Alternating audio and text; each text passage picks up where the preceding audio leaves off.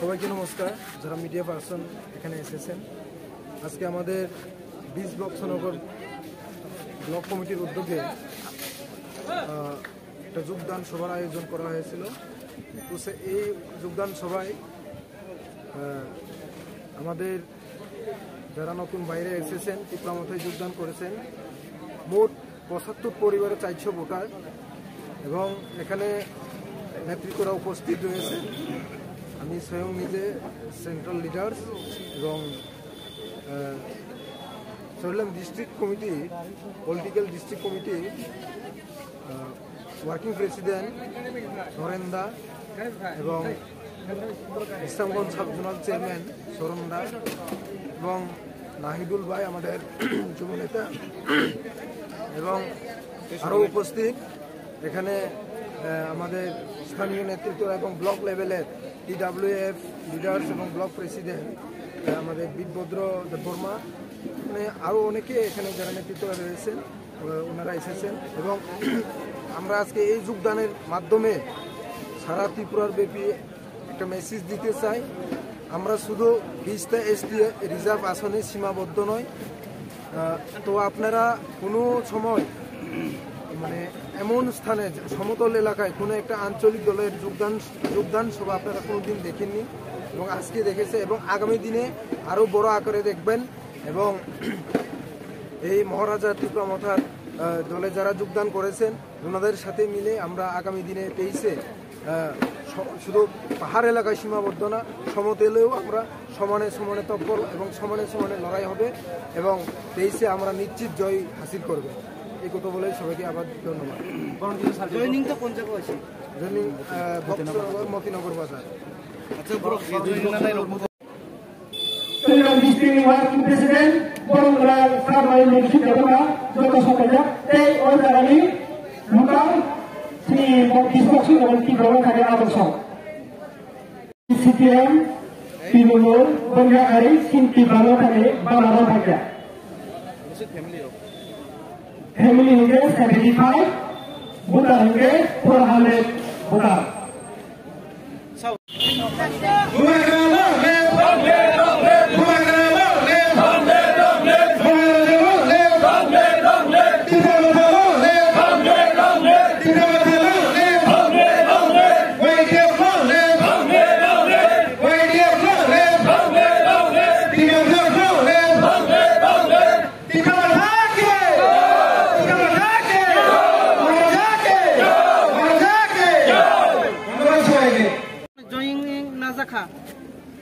পুরনো আমাই যত মিডিয়ানো ইউ রাগো ইউএনসি মহলে এমডি মহলে বিজেপি সিটেঙ্গা করে তিব্রামো করো অসুত ফ্যামিলি চাইশুপুকার শ্রী তিব্রামো থেকে প্রেম করো খাইকা ভলেন্টিয়ার থেকে বলছি আপনারা এক এক করে সবাইকে ব্যাচ করিয়ে দেন। महोदय, मौरव सिंह महोदय, सोहेल मिया महोदय, राजेंद्र त्रिपुरा महोदय, दयाकर आप मौजूद थी क्या सब?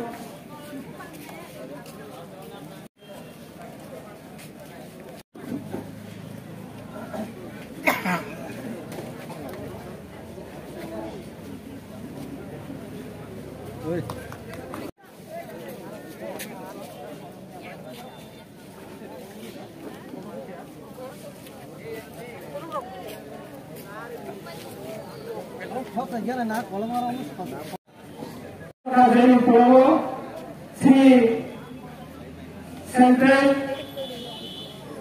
Level district central level secretary Shri Barmraj दाव्यू और श्री किशोर साथी सब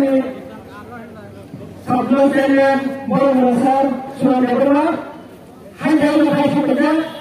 श्री ओजेली बुढ़ाओ भाई मानो श्री जौनपुर गाँवसभानी श्री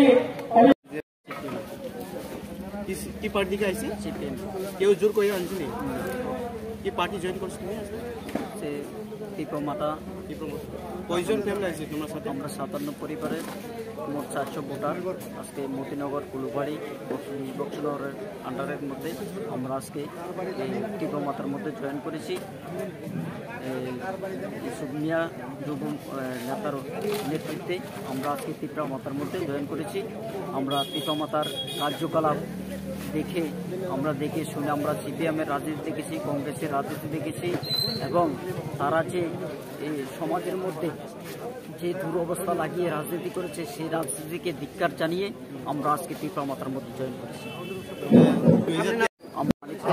সাথে আমরা আছি এবং থাকবো আমরা এবং জয়লাভ করবো মধ্যে আশা প্রত্যাশা। তোমার নাম? এমডি ইসমাইল। আমাদের সমাজ সুন্দর ও সুন্দরভাবে চলার জন্য সহায়তা করেছেন তাদের সকলকে আমি আমার পক্ষ থেকে আন্তরিক অভিনন্দন। জয় শ্রীরাম।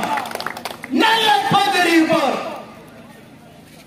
আরে ভাই, মহান রব্বুল আলামিন উনি নিজেই ঘোষণা করেছেন যে এই পৃথিবীর সমস্ত সৃষ্টির রহমত হিসাবে মুহাম্মদুর রাসূলুল্লাহ সাল্লাল্লাহু আলাইহি ওয়াসাল্লামকে আমরা সৃষ্টি করেছি। উনি শুধু মুসলমানদের জন্য না, শুধু হিন্দুর জন্য না, খ্রিস্টানের জন্য না, সমস্ত সৃষ্টির জন্য হলো মুহাম্মদুর রাসূলুল্লাহ সাল্লাল্লাহু আলাইহি ওয়াসাল্লাম।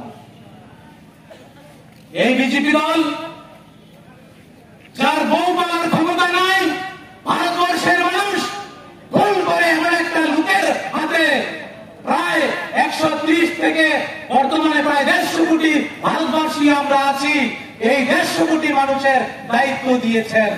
উনার শাসনে উনার পার্টির প্রবক্তা আমার নবী সম্পর্কে এ ধরনের কুৎসিত মন্তব্য করে, আমার মহান রব্বুল আলামিন বলেছেন আমার নবী সম্পর্কে মুহাম্মদুর রাসূলুল্লাহ সাল্লাল্লাহু আলাইহি ওয়াসাল্লাম সম্পর্কে যদি কোনো বিন্দু মাত্র অবজ্ঞা, অসম্মান কোন মৌলবী, কোন হাজী, কোন হাফেজও করে থাকে, সাথে সাথে তার ঈমান চলে যাবে। কথাটা ঠিক না বেঠিক? কথাটা ঠিক না বেঠিক? আর নাপাক নূপুর শর্মা নরেন্দ্র মোদী, অমিত শাহ কুলে বসে আজকে এ ধরনের কথা বলে, শুধু বিজেপি দলকেই না পুরো ভারতবর্ষের মান মর্যাদা সারা পৃথিবীর সামনে ধুলায় মিশিয়ে দিয়েছেন। কথাটা ঠিক না বেঠিক ভাই? তাই আমি আপনাদের কাছে নিশ্চিত ভাবে বলতে পারি, ওই পানি সাগরের মসজিদ ওটাকে আগুন দিয়ে দেওয়ার কি অপরাধ ছিল কাকরাবনের মসজিদের ওখানকার মুসলমানদের? তাই বন্ধুরা, এই 5.5 বছরের রাজন্য শাসনে এই মাণিক্য দেশটির মাণিক্য শাসকরা সারা পৃথিবীর কাছে একটা বার্তা দিয়েছেন যে হিন্দু, মুসলমান, বৌদ্ধ, খ্রিস্টান এটাতে ভেদাভেদ করে কোনদিন শান্তিতে একটা দেশ চলতে পারে না, উন্নয়ন হতে পারে না। তার কারণেই তো উনি বুদ্ধদের জন্য বুদ্ধ মন্দির করেছেন, খ্রিস্টানদের জন্য মরিয়মনগরে চার্চ গঠন করেছেন, আর আমার সনাতন ভাইদের জন্য মাতার বাড়ি এবং কসবা কালীবাড়ি করেছেন। কথাটা ঠিক না বেঠিক? আজকে একটা কোনো কিছুই হলে বলে মুসলমানের চামড়া তুলে নেব আমরা। কিছুদিন পূর্বে এই বিজেপি প্রদেশ লেভেলের বড় বড় কিছু কার্যকর্তা আমার সাথে সাক্ষাৎ করে এসে বলে, শওকতুল ভাই যা হওয়ার হয়ে গেছে, আসুন আমরা সবাই মিলে যেভাবে 18তে বিজেপি সরকারটা প্রতিষ্ঠা করেছিলাম 23ও আবার আমাদের সরকারটা আমরা প্রতিষ্ঠা করি। আমি শুধু তাদেরকে একটা কথাই বলেছি, তারা আমরা যদি এবার স্লোগান দিতাম যে হিন্দুর চামড়া তুলে নেব আমরা, তাহলে আপনি বুকে হাত দিয়ে বলুন তো আপনাদের সনাতন ধর্মের বা কোন হিন্দু ভাই এই দলটা করতেন কিনা? উনি মাথাটা হ্যাক করে দিয়েছেন। তাই আমি বিশ্বস্ততার সাথে বলতে পারি, যারা 80 সনের কমিউনিস্টদের চাইতে আরো ভয়ঙ্কর দাঙ্গা লাগানোর চেষ্টা করেছিলেন, আমার প্রিয় নবীকে গালাগাল দেওয়ার পর, আমার মসজিদে আক্রমণ করার পর, এই বক্সনগর তথা ত্রিপুরা রাজ্যের আর একটা মুসলমানও অন্তত অন্তত পক্ষে এই পদ্ম ফুল চিহ্নে ছাপ দেবে না। কারণ আজকে আমার সাথে অনেকেরই আলোচনা হয়, আমাদের কাছে এসে বলে, দাদা আমরা কিন্তু আপনাদের সাথে আছি, আমরা ওই ফুলার কেসটার লেগে আপনারাই জানেন এই দীর্ঘ ৭৫ বছর কংগ্রেস, সিপিএম এবং এই বিজেপির কুশাসনের ফলে মানুষের পেটের ভাতের জোগান নাই, কর্মসংস্থানের জোগান নাই, যার কারণে পুলিশ প্রশাসন এখানে আছেন। এখানে খুললাম এখানে আমি আলোচনা করি, মানুষ নিরুপায় হয়ে আজকে ওই পাহাড়ে বা বিভিন্ন এলাকায় বনভূমিতে কৃষি কাজ করে। ওরা বলেন যদি বিজেপি না করো তাহলে ওই মরমালির বাড়ির থেকে, ওই সূর্যকান্তর বাড়ির থেকে 2টা ফুট লাইন না দিয়া এনডিপিএস কেস দিয়া এমন শাস্তি দেব, তো তারা কয় খাইলে আমরা রীতি ইংরেজরা মতন আরম্ভ করছে। আরে ভাই, মুসলমান হইল বর্ষা জাতি আর আমার জনজাতিরা হইল রাজবংশী। এই দেশ 750 বছর মুসলমান সেবা করেছেন। এই মুসলমানরা কোনদিন এই ডরপুক জাতির এই খালাসের বেন্যালাগুম এইসব পেতি নীতির কথায়, নেতার কথায় ভয় পায় না। 7-8 হাজার ভোট বিজেপির আছে, কিছু কংগ্রেসের, আবার তীর্থমতা আইছে, মাশাআল্লাহ শেখের ভোটটা ভাগাভাগি হয়ে যাইব। আরে কি স্বপ্ন দেখে রে! আরে ভাই, এটা হইতো না থক্ক, তোরা এই চিন্তাটা জ্বললা,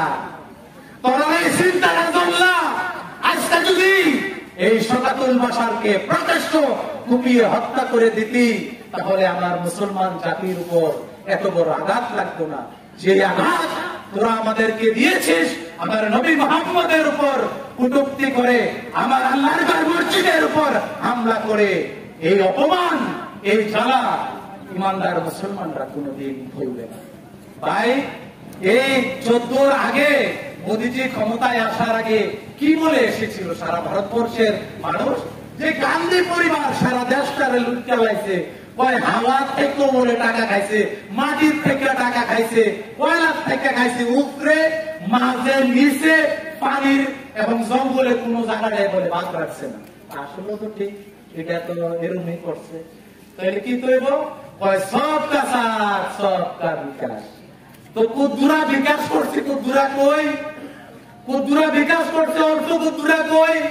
আমার আলখা দপ্তরের বন্ধুরা হয়তো বা একটু বিচলিত হয়ে গেছেন যে টাইম তো ছিল 2টা থেকে 4টা। আরে ভাই, আপনারাও তো কইছিল যে 7ম পে কমিশন হবে, বেতন ডাবল হবে। আমি তো, আপনারা জানেন আমি সাংবাদিকতার পেশায় ছিলাম। যখন বিজেপি দলের মন্ডল প্রেসিডেন্ট হলাম, তারপর থেকে প্রত্যক্ষ এই সাংবাদিকতা থেকে আমি অবসর নিই। তো তথ্য বা অধ্যয়ন আমাদেরকে করতে হয়েছিল। কি বলছিল? সবকা সাথ সবকা বিকাশ, 7ম বেতন কমিশন। আমার এক পুলিশ বন্ধু আমাকে বলছে, শকাতুল্লাহ মেয়েটা একটা মোবাইল চাই, এটা তো দিতাম পারি না, দাম 25-26 হাজার টাকা। তো মনে হয় তো বিজেপির সরকারটা আইয়া করবো, যদি আমার বেতন এখন 26,000, ডাবল হইলে কত হইব? 52,000। এরপরে আমার ওই অমিত শাহ কাহু কয় 7ম পে কমিশন দিয়েছি, কত? বেতন মাসে 4,500 টাকা। এইভাবে ধোঁকাবাজি শুধু পুলিশের লোকে করছে না, এই ধরনের ভান্ডাবাজি, চুম্মা, প্রতিশ্রুতি সারা দেশের হিন্দু, মুসলমান, বৌদ্ধ, খ্রিস্টান এবং চাকরিজীবী সব অংশের মানুষের মন্ডারে জ্বলাইছে, আংরা করে লাগছে। কথাটা ঠিক না বেটি? আর বিকাশ করছে, উন্নয়ন করছে কার? ও মিত্র মানে বন্ধু, তাইনের খাস কয়েকজন বন্ধু আছে। এই বন্ধুর উন্নয়নের জন্য এই দেশের 130 কোটি ভারতবাসী ইয়ার মধ্যে 40 বাংলা চোখের মধ্যে টুপি পরাইয়া আজকে কোন ভারতবর্ষের কোন উন্নয়ন করেনি। আজকে কোথায় ছিল মোদীজি এই দেশের প্রধানমন্ত্রী হওয়ার আগে? এই দেশের জিডিপি আজকে উনি সুশাসনের কথা বলে। এ হরগড় তিরঙ্গা আমার এই প্রতিমা দিয়ে, আরে কত বিশাল ঘর নামার বাজার দেখছি এই বস্তা বাঁধে, আর এই দুরা 6 ইঞ্চির পুটলা বাঁধতে, কথাটা ঠিক না বেটি? তারা কয় যে বিজেপির কাছে নাকি সিসি ক্যামেরা আছে, আর যে লোকটা ব্রেক করতে যাইয়া ওই সীমান্তের মাঝে সীমান্ত রক্ষী বিএসএফ এর গুল্লি খাইয়া হাসপাতালে চিকিৎসা করে কোন রকমে বাচ্চা আইছে, সে বলে আজকে দেশের প্রধানমন্ত্রী। আজকে উনি বলে যে জবাব দেশের বিধানসভা নির্বাচনে আপনারা পেয়ে যাবেন। যদি তা না হয়, আমার মুসলমানদের কসম, আমার নবীর কসম, আমার রব মহান রব্বুল আলামিনের কসম, আপনারা যা খুশি তাই করতে পারেন। কারণ আমার যে ঈমান, আমার যে মুসলমানিত্ব, তার ইতিহাস আমি পর্যালোচনা করে আমি এইটুকু আমার এই 48-49 বছরের এই অভিজ্ঞতায় থেকে আমি বলছি, ত্রিপুরা রাজ্যের কোন মুসলমান প্রদ্যুৎ মানিক্য বাহাদুর ছাড়া আর কোন সিম্বল দেখবে না। যেমনটা অর্জুন দ্রৌপদীকে বিয়ে করার সময় যে শর্ত রেখেছিল যে মাছের দিকে না তাকিয়ে উপরের দিকে তীর ছুঁড়ে মাছের চোখ যে বিদ্ধ করতে পারবে তার সাথে দ্রৌপদীর বিয়ে হবে। কথাটা ঠিক না বেটে? ঠিক তেমনি ভাবে এ রাজ্যের মুসলমানরা মহারাজা প্রদ্যুৎ কিশোর দেব বর্মন যে ডাক দিয়েছেন ত্রিপুরা বাঁচানোর, শান্তির পরিবেশ গড়ার এবং উন্নয়নের, তাতে হাতে হাত ধরে তাতে কাজ মিলিয়ে এ রাজ্যের মুসলমান তথা বক্সনগরের মুসলমানরা মহারাজা প্রদ্যুৎ কিশোর দেব বর্মনের নেতৃত্বে 18তে যে নির্বাচন হবে, ক্যান্ডিডেট যেই হোক, সেই ক্যান্ডিডেটকে অর্জুনের মতো চোখ বন্ধ করে কুইন আনারসের সিম্বলে ছাপ দেবে। এবং যারা বলছে যে আরে এখানে তো সংখ্যাগরিষ্ঠ সিপিএম আমার দেয়ার কানি রামার গাছ বেচা ত্রিপুরাতে বিপ্লব রে আমরা আনছি, সরকার পরিবর্তন করছি। আপনারা জেনে নেন, আমি বিজেপি অলিন্দের কথা বলছি, উনি ওখান থেকে লোক দেখিয়েছেন। আরে ভাই, তুমি দীর্ঘ অনেক যুগ যাবৎ ত্রিপুরা ছেড়ে দিল্লিতে অবস্থান করছো, আসো ত্রিপুরায়, এখানে কি মধু আছে সেটা আমি জানি। তাই বন্ধুরা, ইঙ্গিতে বুঝে যাবেন এই সারা রাজ্যে প্রত্যেকটি থানাতে যেই পরিমাণ গাঁজা সিজ হয়েছে, এই গাঁজাগুলি ত্রিপুরার মানুষ বা কোন মিডিয়া আপনারা কি দেখেছেন এগুলি কোথাও জ্বালিয়ে দিতে বা পুড়িয়ে দিতে? কি ভাই দেখছেননি? দেখছেননি আপনারা জ্বালাইতে পুরাইতে? এইটা তারার ওই 2-1 জন বন্ধু বান্ধব আছে, তারার বন্ধুরা আছে, তারার কাছে এই এলাকার মতিনগরের অনেক কষ্ট করে ধার দেনা করে তারা ফসল করেছিলেন। তাদের ডুলের চালগুলা যেভাবে ওই ডুলকালা কংগ্রেস দেশটারে করলো শেষ, এরকম স্লোগান দিতনি, ঠিক সেইভাবে এই এলাকার মানুষের অতি কষ্টের সেই ফসল পুলিশের মাধ্যমে তারা থানায় নিয়ে যায় এবং এগুলি বিজেপির ক্যাডারদের কাছে বিলিয়ে দেয়। কথাটা ঠিক না বেঠে? বন্ধু, এই রাজ্যের কোন কৃষকের, কোন ক্ষুদ্র ব্যবসায়ীর 1 টাকা ঋণ মুকুব করেনি, কিন্তু দুঃখের বিষয় ওই উনার মিত্র বন্ধুর 87,000 কোটি টাকা উনি মুকুব করে দিলেন। কেন ভাই? আদানি সাহেব, আম্বানি সাহেব এই দেশের জনগণের টাকা যে ব্যাংক থেকে ঋণ নিয়েছেন, এটা পরিশোধ করার ক্ষমতা কি তাদের নাই?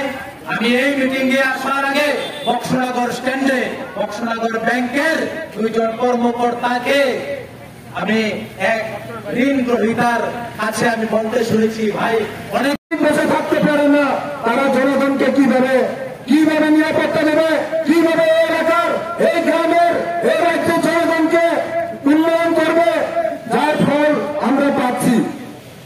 আমরা জানি এই বিজেপি সরকার সবকা সাথ সবকা বিকাশ যে স্লোগান তুলেছিল, মুখে মুখে রাষ্ট্রবাদের স্লোগান দেয়,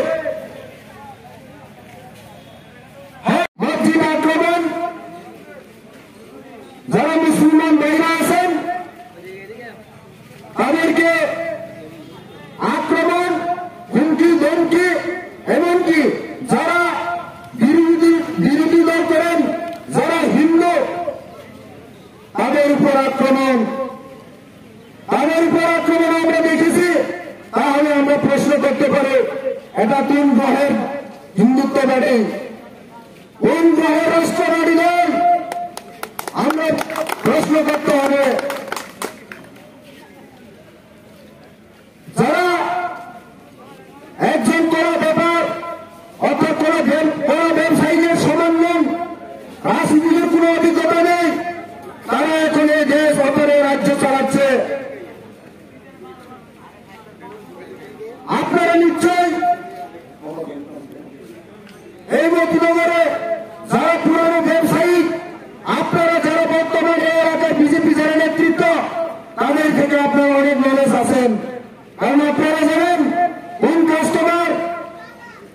কাস্টমারটা মানে লেনদেন মানে কোন কাস্টমারের ব্যবহারকে মানে আমরা 340 টাকার এগার মজুরি পান এবং 2000 টাকা, এবং যারা এডিসি এলাকার যারা বাসিন্দা যারা যুবক আছেন, আমরা কোনোদিন স্মার্টফোন পাননি। হয়তো বক্সনগরে 1-2 জন পেলেও পেতে পারে। আপনারা কি সবাই স্মার্টফোন পেয়েছেন? যুবকরা যারা এখানে উপস্থিত, আপনারা কি স্মার্টফোন পেয়েছেন?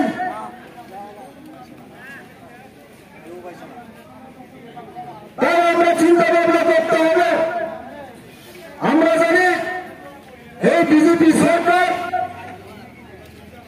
এই ভারতের সংহতি সংস্কৃতিকে ধ্বংস করার জন্য রাষ্ট্রবাদীর কথা বলে উগ্র হিন্দুত্ববাদীর মন্ত্র দিয়ে আমরা এডিসি এলাকার বাসিন্দা নাগরিক হিসাবে বসবাস করতে আমাদের,